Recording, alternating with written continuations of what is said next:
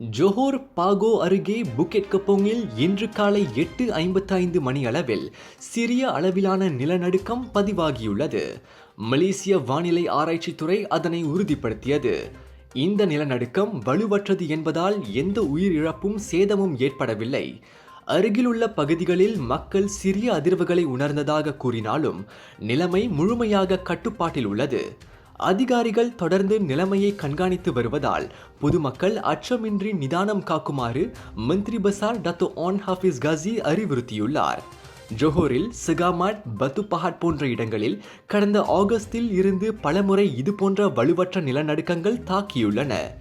Malaysia பெரும் நிலநடுக்க பகுதிகளில் இல்லை என்பதால் இத்தகைய சிறிய அதிர்வுகள் பெரும் ஆபத்தாக கருதப்படவில்லை. எல்லா நோய்களுக்கு முக்கிய காரணம் ரத்த ஓட்டம் சரியா இல்லாததுங்க. குறிப்பா தலைவலி, உடம்பு வலி, பால் மறுத்து போறது, வசதியா இருக்கிறது, மூச்சு திணறல் மற்றும் பல. இத நீங்க இப்படியே விட்டுட்டீங்கன்னா ரத்த கொதிப்பு, இனிப்பு நீர், இருதய சம்பந்தப்பட்ட நோய் மற்றும் பல நோயெல்லாம் வர ஆரம்பிக்கும். டென்ஷன் ரத்த ஓட்டத்தை சீராக்கிடும். இது நவீன முறையில தயாரிக்கப்பட்டது. 2 ஆண்டுகளா மலேசியால பயன்படுத்துறாங்க. டெஸ்லி, உங்கள் ஆரோக்கியத்தின் நண்பன். விலையோ மலிவு, செலவோ குறைவு, தரமோ உயர்வு, மனமோ நிறைவு. மக்களின் தேர்வு என்ரிகோஸ் முழு ஆடை சத்துள்ள பால்மாவு.